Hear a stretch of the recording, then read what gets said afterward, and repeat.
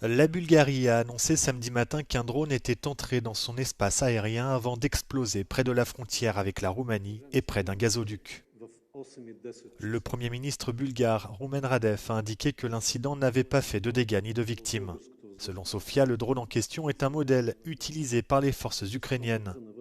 En réponse, Kiev a assuré n'avoir pas délibérément visé la Bulgarie et promis de faire la lumière sur cet incident.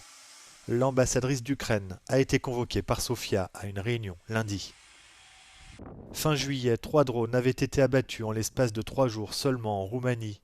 L'un d'entre eux avait été identifié comme utilisé par les forces russes dans leur guerre contre l'Ukraine.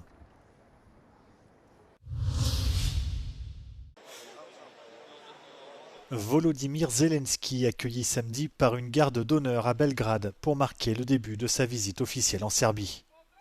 Le président ukrainien s'est ensuite entretenu avec son homologue serbe Aleksandar Vučić au palais présidentiel. La Serbie et l'Ukraine ont signé un protocole d'accord de libre-échange. This free trade agreement is of an utmost importance for our country with Ukraine, and we're going to work hard, and I believe that swiftly and efficiently we'll deliver it to our people. La Serbie est l'un des rares pays européens à continuer d'entretenir des liens étroits avec Moscou depuis le début de l'invasion russe de l'Ukraine. Belgrade a refusé à plusieurs reprises d'imposer des sanctions plus sévères à l'encontre de la Russie. Mais le pays cherche aussi à trouver un équilibre entre cette relation avec Moscou et les pressions exercées par l'Union européenne pour qu'il s'aligne sur sa politique étrangère en vue d'une adhésion. Le Sénat américain approuve un projet de loi visant à sanctionner la Russie et ses revenus énergétiques.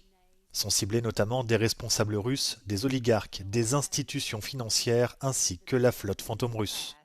S'il est définitivement adopté, ce texte permettra au président américain Donald Trump d'imposer des droits de douane pouvant atteindre 500% sur les importations russes, notamment le gaz et le pétrole.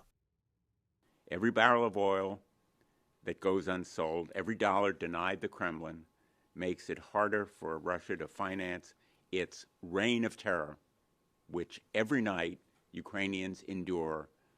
Russia has waged war against Ukraine for far too long, and this bill assists President Trump in his noble efforts to bring it to a close.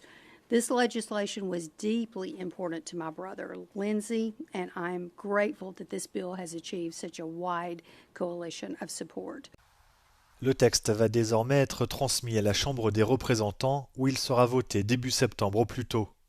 S'il est adopté, le président russe Vladimir Poutine lui-même figurera parmi les personnes visées par les sanctions.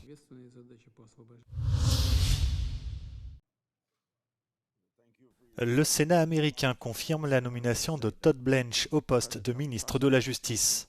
Cet avocat, qui occupait déjà le poste à titre intérimaire, a représenté Donald Trump lors de plusieurs procès pénaux avant d'entrer au gouvernement.